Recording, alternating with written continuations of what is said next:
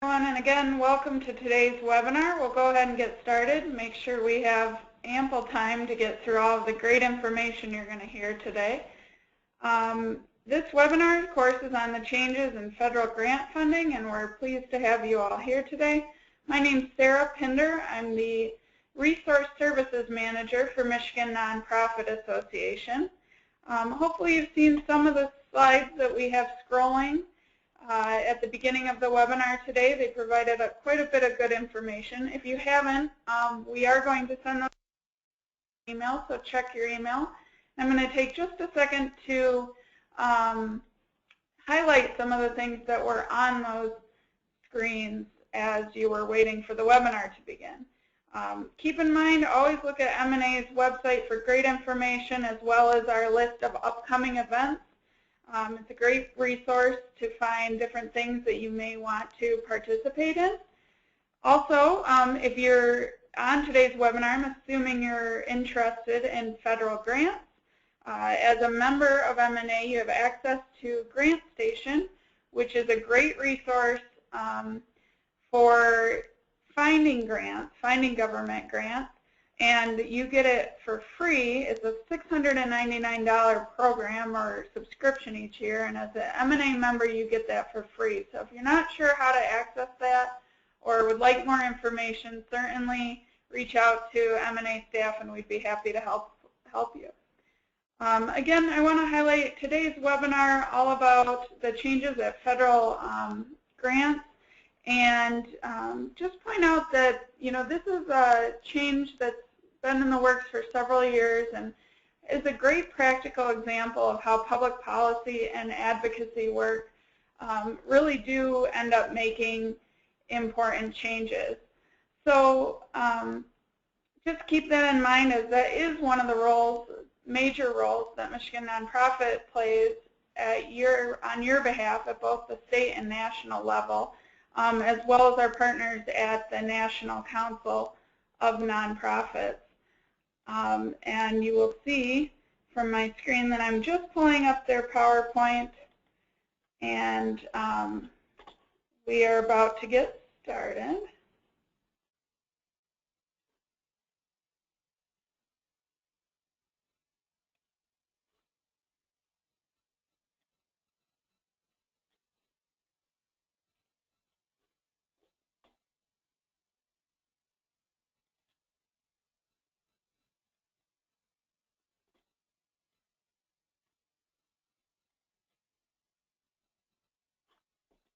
Bear with me for a minute. I'm just switching over to the correct PowerPoint that you should be seeing.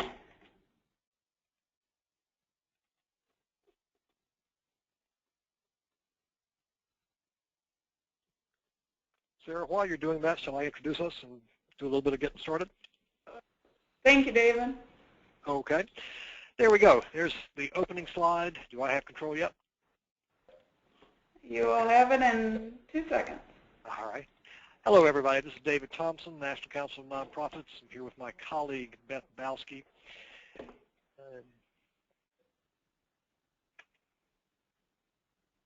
I'm in Washington, D.C. She's in Ohio. And so far, the slides aren't advancing. There we go. That's Beth. I'm David, and we are delighted to join you. We and you, all of you who are a member of the Michigan Nonprofit Association, are part of a very vast network, 25,000 plus nonprofits across the country. We put this slide on here to make a point. That is that you're dealing with issues every day in your work, pursuing your missions, and there are lots of nonprofits doing similar work, dealing with similar challenges, coming up with new solutions. The whole point of this network, with Michigan Nonprofit Association being at the very center, is to accelerate information, accelerate learning, take advantage of some good ideas and so forth.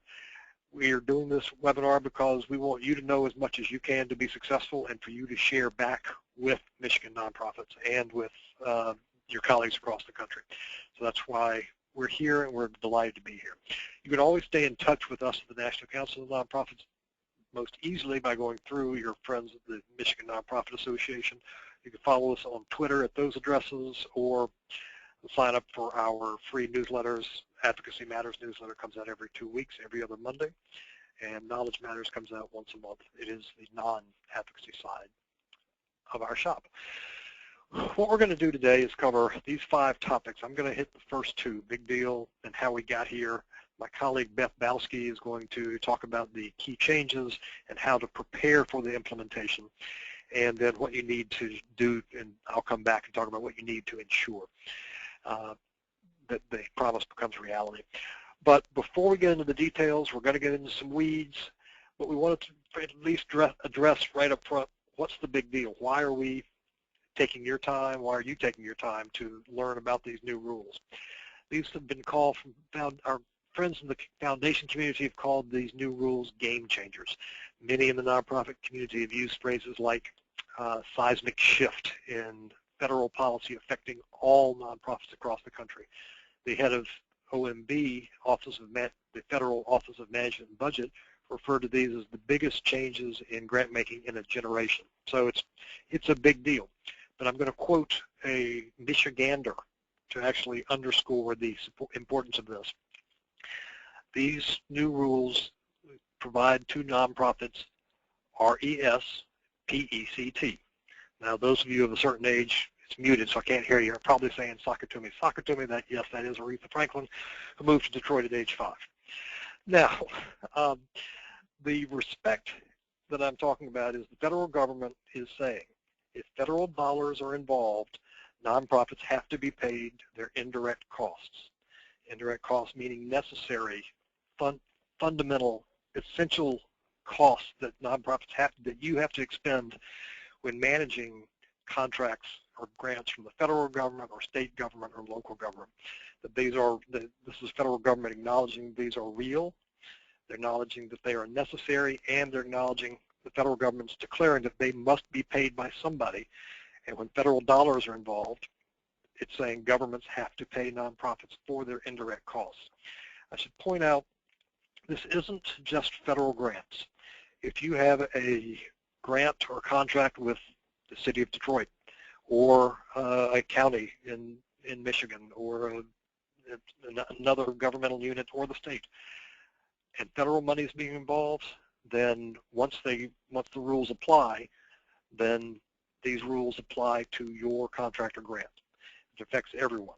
We also say this affects everyone because many foundations are getting behind this. They're stressing the importance of the OMB uniform guidance because it is recognizing governments need to pay their fair share of these indirect costs, and at the same time foundations are saying, and we too should be paying these costs as well. So it's changing grant making in our country. Federal grants from governments amount to about 30%, 32% of revenue going to the nonprofit community. Foundation grants about 2%, maybe less. So this is certainly driving change. I think it's too early to say that the federal OMB uniform guidance is driving the death knell in the nonprofit starvation cycle. And we would like to say, but it's probably too early to say, that these new rules will completely eradicate the overhead myth, but it's certainly being cited in every argument and every article that we've seen, and we've seen a lot of them, saying the rules are changing. Again, this applies regardless of what level of government you're dealing with, or if you're dealing with a larger nonprofit that's getting direct federal grants. The rules apply to pass-through entities. If they're getting federal money and passing it through to you, these rules apply. That means that they're the pass-through entity and you are the subrecipient, subawardee, any of those terms. It really doesn't matter. So that's the big deal, big change. How we got here, and Sarah said this from the outset, so I'll be briefer than I would ordinarily be. What we're celebrating is a happy advocacy story or an advocacy saga with a happy middle. By that I mean that we have new rules that are just now being implemented, and a lot could go wrong before you get paid.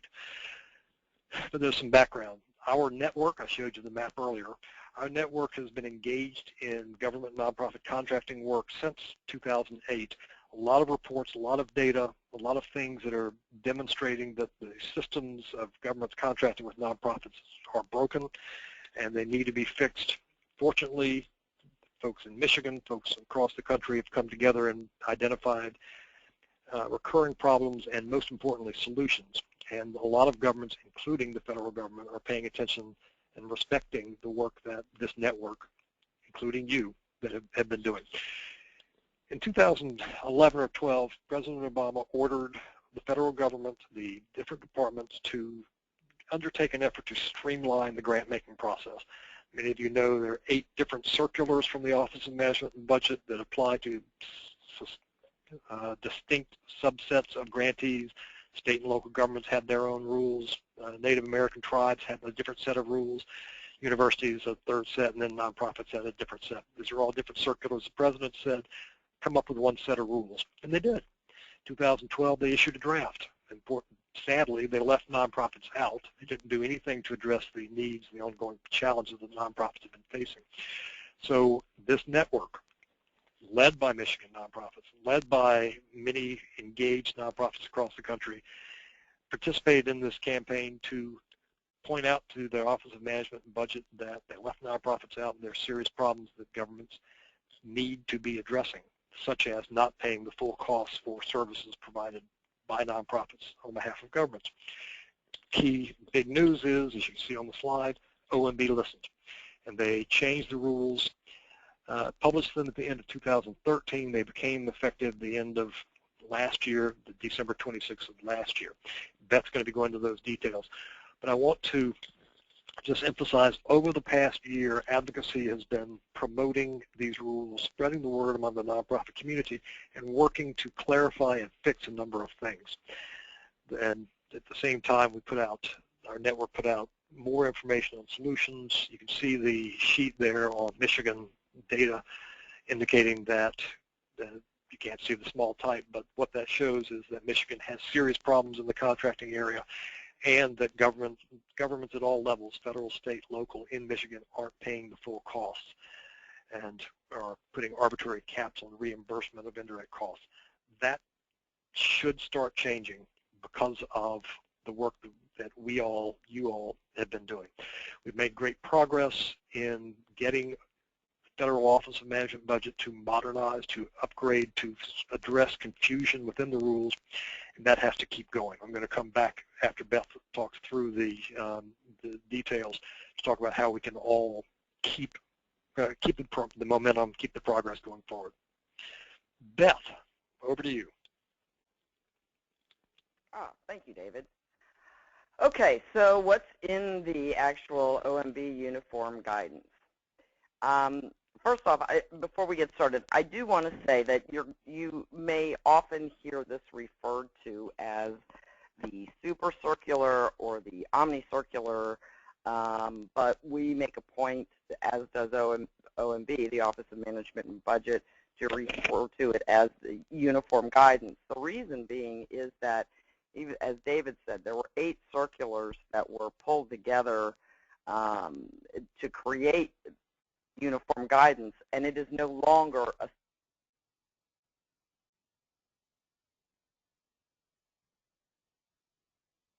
Beth, you've clicked that again. Did I click out? You're back. Am I here? Can you hear me? Okay. So how long ago did I click out? 8 circulars. Okay. So, all right. So the 8 circulars are now no longer a circular. They're in the Code of Federal Regulations. So super circular or not.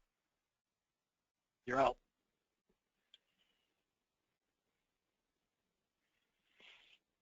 Cannot hear you, Beth. Can you hear me? Now, you're back in. I'm back in. Okay. So, okay. So, yes.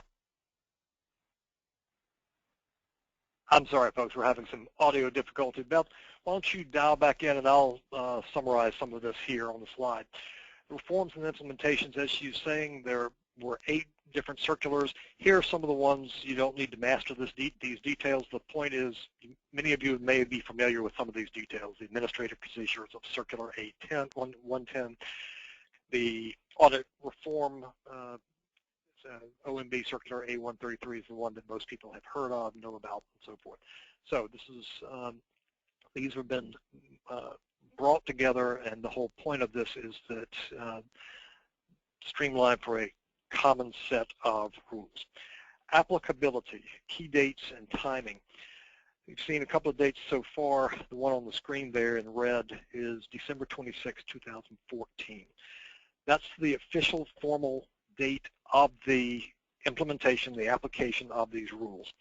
This means that if the state of Michigan gets a grant from the federal government after that date, the paperwork, the ink dry, they sign, and after December 26, 2014, these new rules apply, so that all grants and contracts to you from governments in pass-through entities in Michigan that are signed, sealed, and delivered after December 26, 2014, follow these new rules. Otherwise, the new rules apply when there's a new contract, even later, or a substantial revision to an existing contract or grant. Here, to preempt a question or to answer a question that we frequently get, if Michigan or a county got a grant from the federal government prior to December 26th, the rules don't apply yet, even though they subgrant to you later. It's the relationship between the federal government and the direct grantee. Who this applies to, as I've pretty much summarized that just now, it applies all the way through. The money follows the funding. The money follows all the way down to the nonprofit. The rules apply all the way through. Most likely, the pass-through entities are state or local governments, or larger nonprofits that subcontract or subgrant to you. So frequently, nonprofits that we talk to are sub-recipients of grants or sub-awardees of grants. Term means the same thing. Types of awards and contracts impacted and funding streams included. I'm hoping Beth will come back on this. Funding streams. Can you hear me? I'm back. Yes, I can hear you back. Beth, you can have it back. Oh. I'm sorry, folks. As I said, she's in Ohio, and we were having some technical difficulty when we started. I'm going to hope that she comes back on the funding stream. It is complicated. There is a section in the regulations, I believe it's 200.101 or 102. I give you that citation only because you have to read it knowing what funding streams you're following in order to follow through. Requirements for federal agencies. There's some changes here. Beth, jump in if you can. Requirements for federal agencies. These are some things that those of you who have done grants before will briefly mention the changes. The governments have to post their awards for 60 days. There's exceptions for disasters and things like that, but there's a presumption that it'll be awarded for 60 days, so no more 1 week notice of postings and things like that. That's a good progress. RFP content. They're going to have to tell you that the contracts what the funding source is from now on. Frequently, and many of you may have been thinking this while we were talking, I never know when federal money is involved. The state never tells me, and when I ask, they say no, it's all state money. That has to change. Whether that was an incorrect statement in the past, from now on, governments have to tell you if federal money is involved, because that's the requirement under the new OMB uniform guidance. Standard applications are going to be needed. Standard forms. OMB is restricting the number of forms that can be used, and is promoting standard applications. It will not be as uniform as we would all like, but they're making progress. Merit review is on the list there. There's a process that's been in place all along for merit review. The change here is that it's designed to make it easier for smaller nonprofits that have never had grants and contracts to merit review, and the risk assessment are designed to make it easier for smaller nonprofits to access contracts and grants. So the rules are made to be more nonprofit friendly. Beth, are you on? I'm here. How can you hear me now? We can. Okay. Post awards. All right. Well, hopefully, cross your fingers, folks. Okay. In terms of after the award has been approved, the first thing to be aware of is, are you laughing because I'm cutting out again? Yes.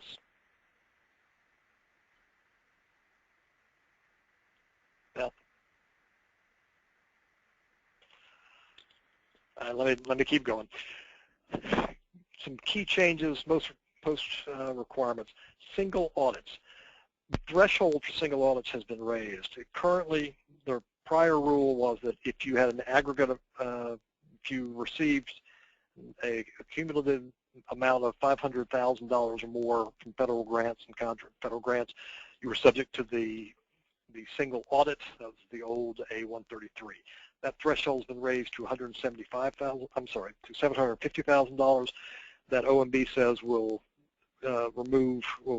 save 5,000 nonprofits from having to do the participate in a single audit. Should be a cost savings. Provide awardee information. I mentioned this before.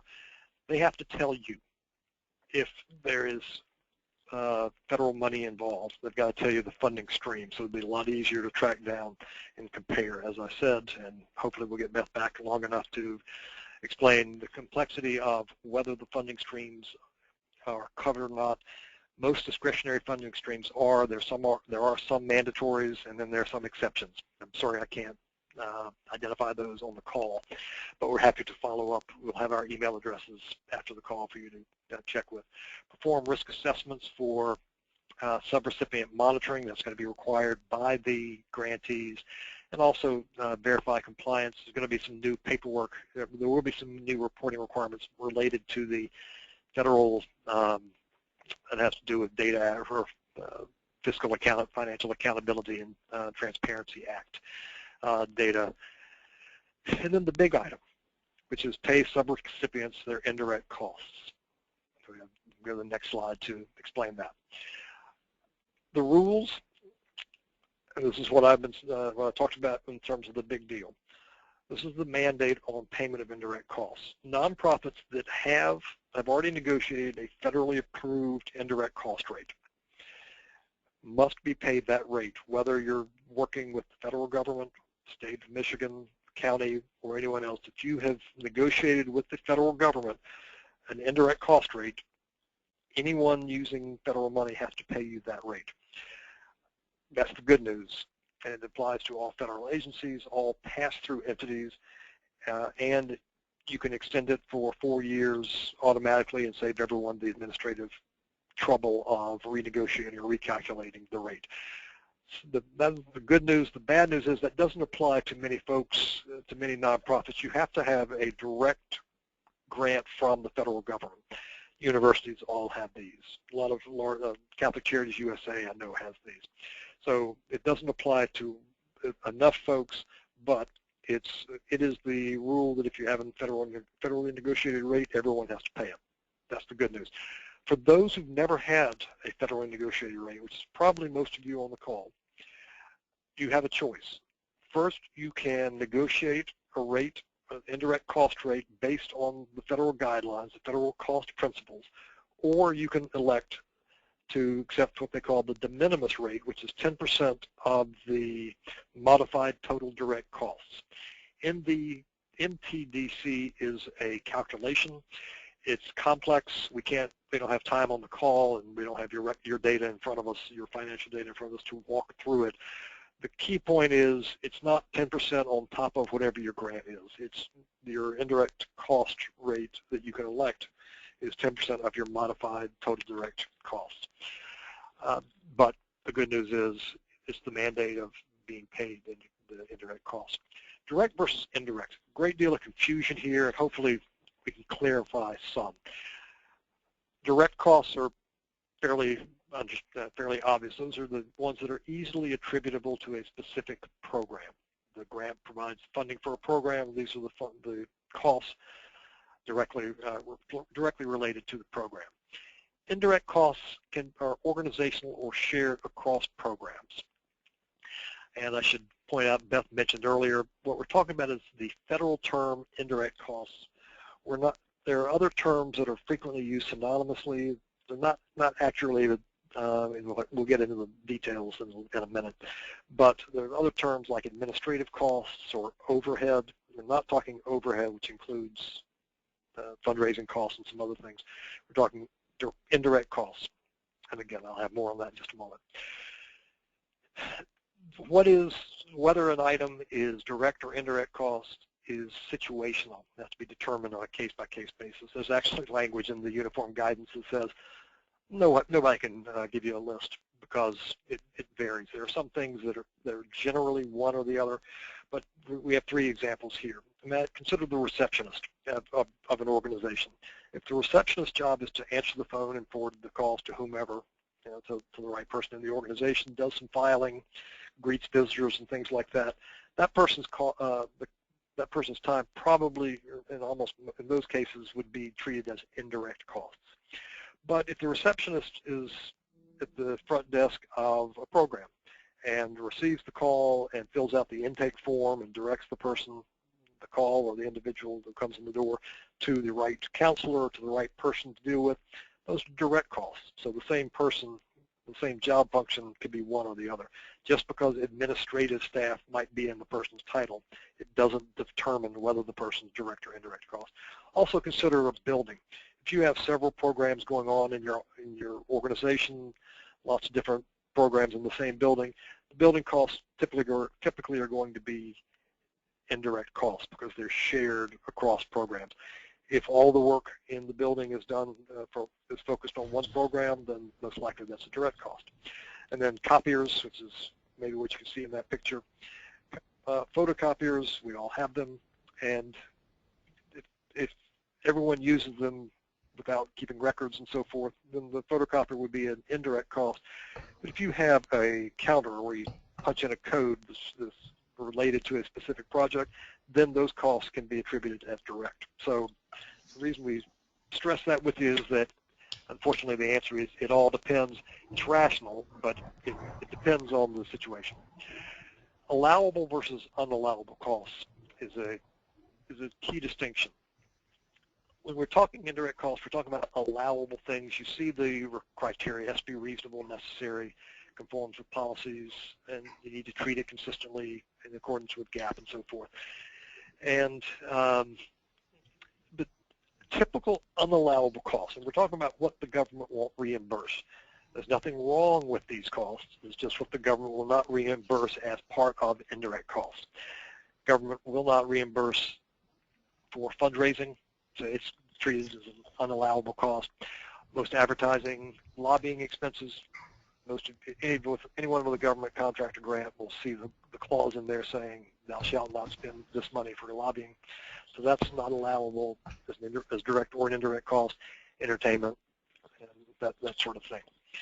Those are all permissible. You can spend the money on those things in most cases, but in terms of reimbursement for indirect costs, they don't apply. Just in some closing thoughts here before getting back to the advocacy section, is that there are a lot of changes and a lot is still not known. The OMB is working closely with the stakeholders, including Beth talking to them just last week, and they're very receptive to the changes that are going on. As a matter of fact, they frequently are saying, we had no idea, we need to fix that. So there are changes. Many people can be uncomfortable with change. In this case, most of the change is moving in the right direction on behalf of nonprofits. So we're not just cautiously optimistic, we're enthusiastically optimistic that we're going to keep making good progress. Beth, were you able to get back on and like to make some more comments before I move on to the advocacy part here?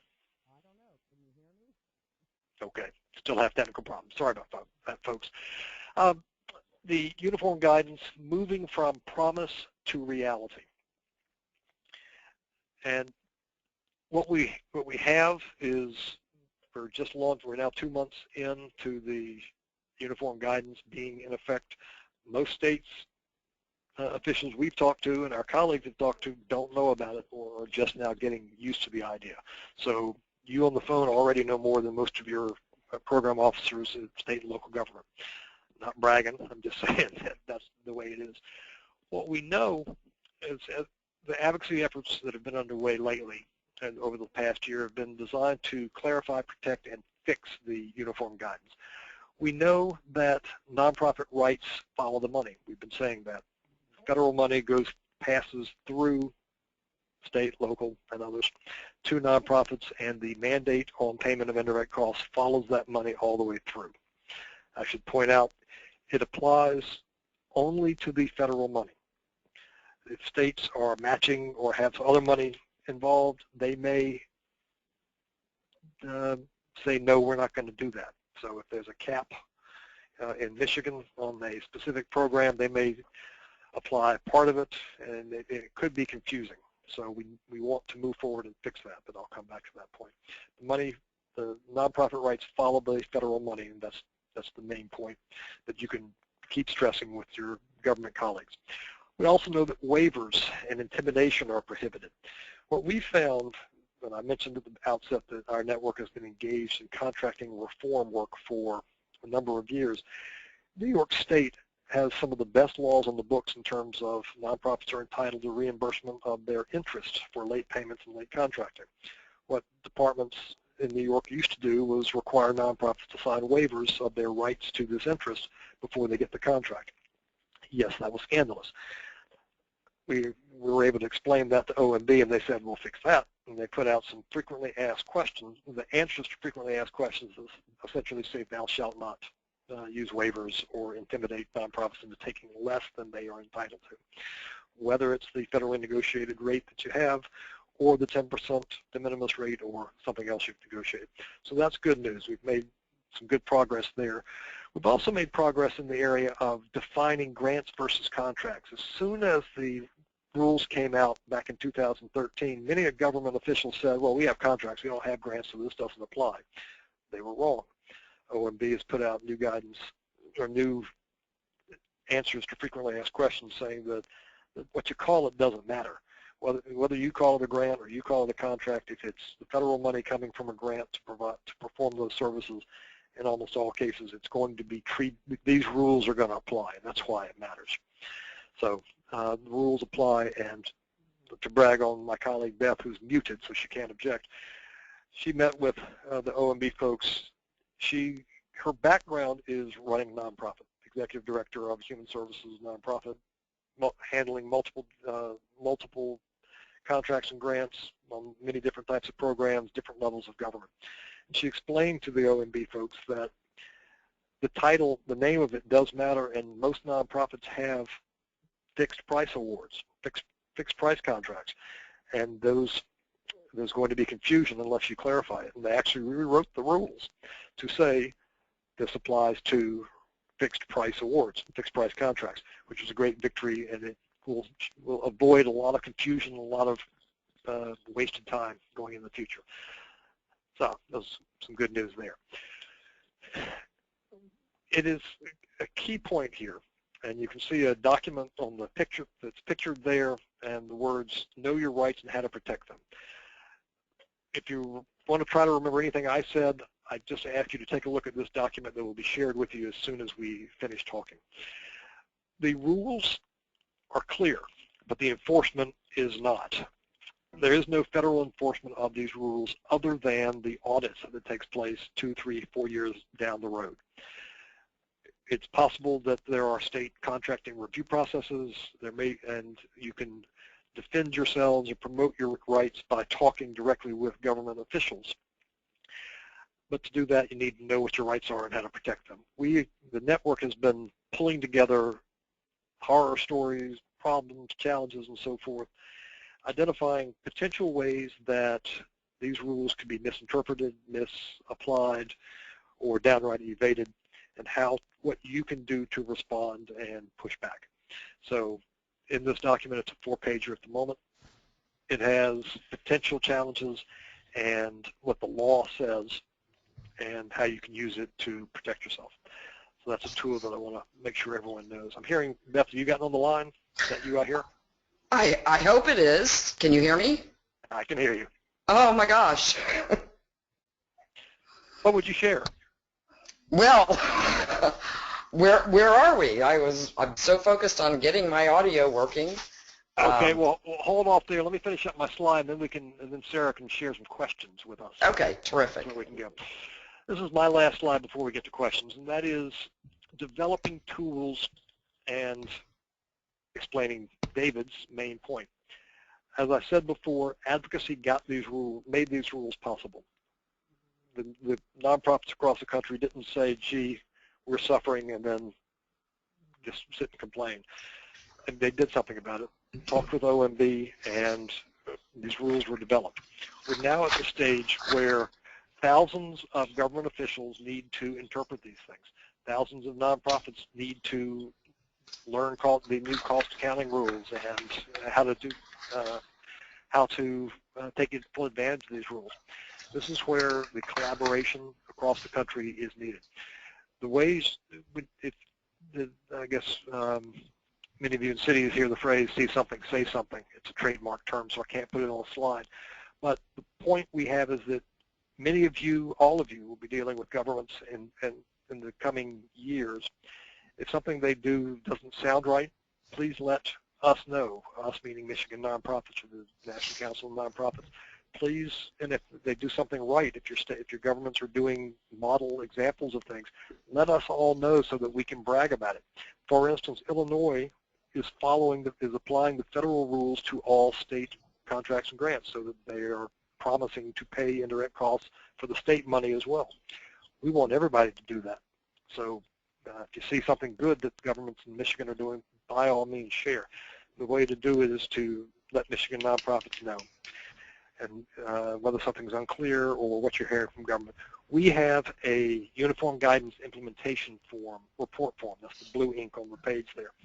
That is our invitation to you to let us know what you're seeing and hearing and share ideas. It's confidential. The whole point is to know what's going on so that we can develop more entries to that sheet. I mentioned the Know Your Rights and How to Protect them. We also have very wonderful opportunities to fix things.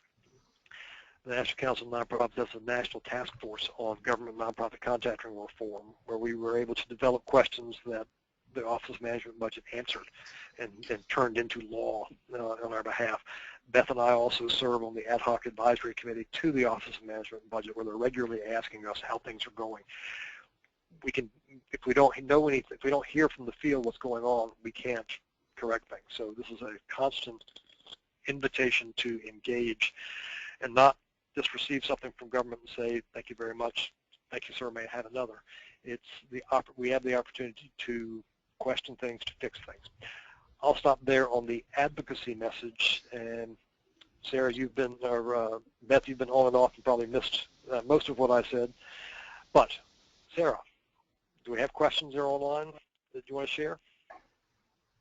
Sure. Thanks so much, David. And Beth, we're glad to have you back. If there's anything you want to add, we are certainly open to it. At this time, if anyone has questions, please utilize the question box on your control panel there for the webinar, and we'll pose those questions to both Beth and David. Again, certainly don't miss this opportunity. They're the content experts in this field, so you know, let us know, use that question function, and we'll give it a few minutes. I haven't seen any questions come through right now, so we'll just hang on for a couple minutes. That's fine, because I do have a question, because I know I did a poor job of explaining what's covered and what's not covered, Beth. Oh, in terms of which funding streams? Exactly. Well, okay, it's somewhat difficult to answer, but let me try here. Discretionary grants are covered. Most of the funds that come through Title 20 or Title 19, I'm sorry, of the Social Security Act are covered, but not necessarily by all elements of the uniform guidance, although the indirect cost piece does. What is excluded are the block grants that were created or authorized under the 1981 Omnibus Budget Reconciliation Act. Not quite sure why that is, and hopefully we'll get that changed in the future, but at this point they are excluded from everything except the audit requirements.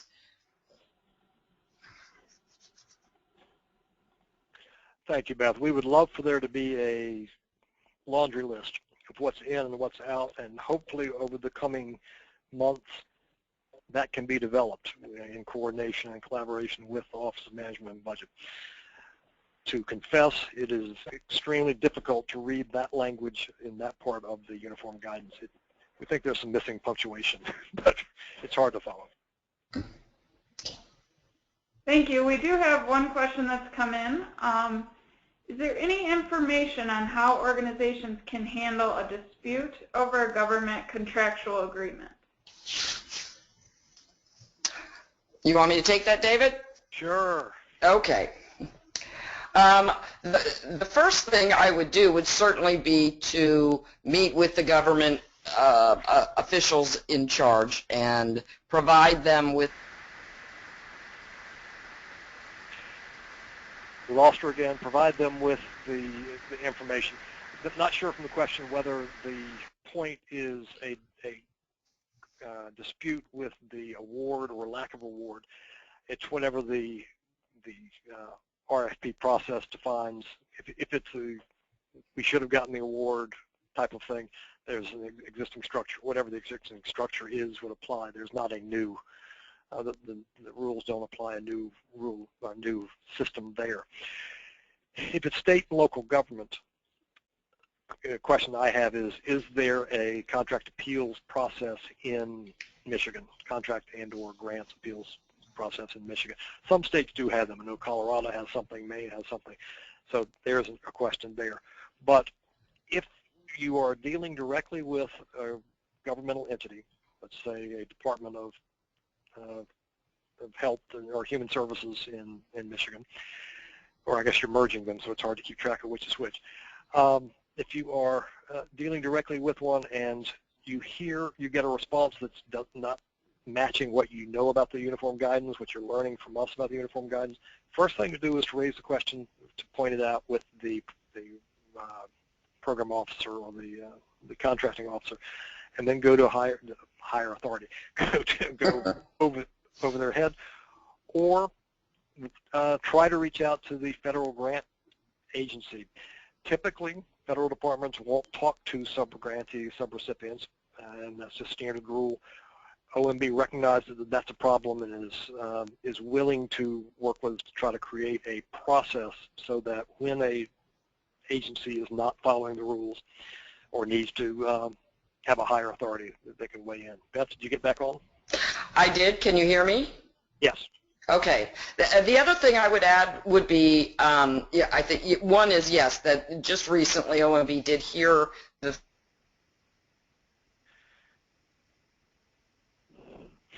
Okay. I think we're going to have to just give up on Beth's input. Sorry for that, folks, because she is invaluable in this process. OMB is hearing that there is little recourse, that they were not aware that federal government agencies had rules about not dealing with subrecipients. That should be changing, hopefully soon. Sarah, other questions? Sure. Well, in a follow-up to that one, the participant on the call was specifically thinking about a dispute with the actual award. I'm not sure if that's something you can speak on, David, but if so, do you know if there's an appeal process in that case? I don't believe there's an appeal process within the uniform guidance. It's the typical rules would apply at every agency. A separate question is whether it's federal versus state versus local. Sure. And another question from a participant, where can we find the updated documents? For example, the Code of Regulations.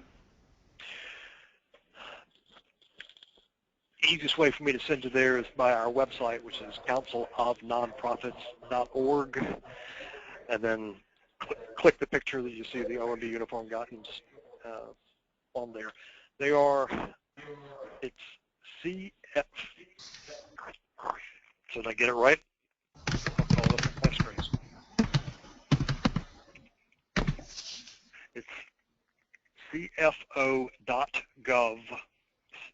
cfo.gov/COFAR, COFAR. That is the web page where all of the materials from the Office of Management Budget are posted.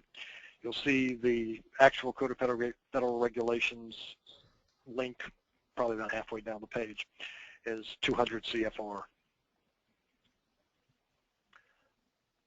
So, okay, great. One other question here. So block grant funding specifically that's been transferred to the city's general funding is excluded from this mandate? I'm sorry, say that again? Block grant funding that has been transferred to the city's general funding is excluded from this mandate. Let me answer how I can. Don't know if it's a block grant that fits into that exception, the 1981 Omnibus Bill. If it is, then it does not apply. Generally, take away the block grant part, generally, if the federal government grants money to a city for a program, and that money is spent on that program, the city can't just put it in its treasury and claim that it's city money now. And that's something that that OMB made abundantly clear early on, or in September, that you can't wash the money by putting it in the city's treasury. The question that I can't answer is if it's block grant money under the 1981 Omnibus Bill, and then it would not apply in the first place. But the key point, cities, governments can't put the money in their treasury and claim that it's their money.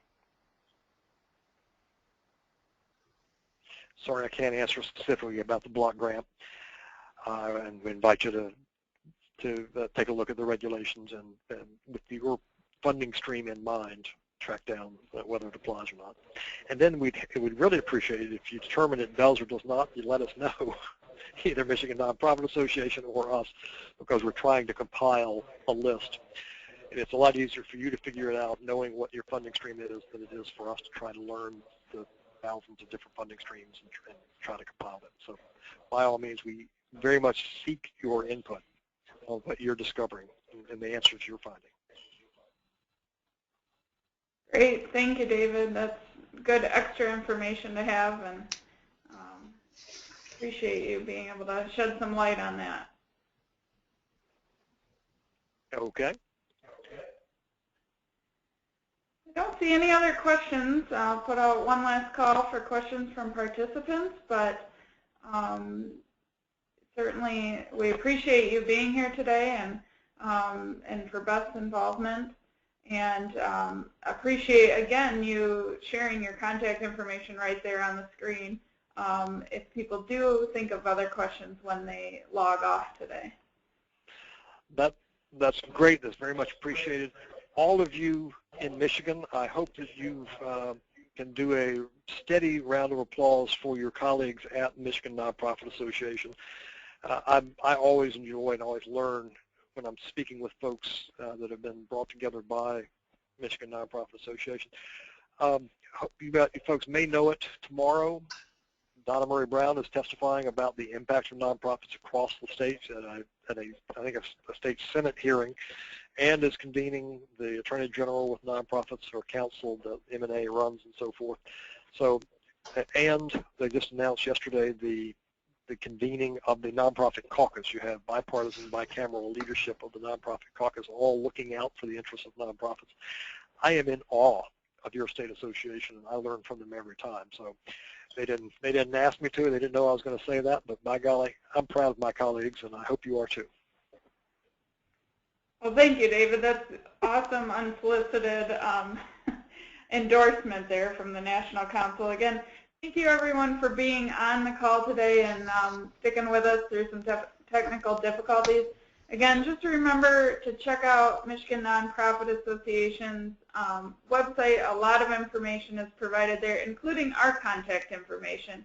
if you want to continue this conversation or look for other resources, check us out online, and all our staff contact information is listed there, and certainly reach out to one of us, and we'll point you in the right direction or do what we can to help get you those answers. So thank you so much, and have a wonderful day. And stay warm, everyone. So long.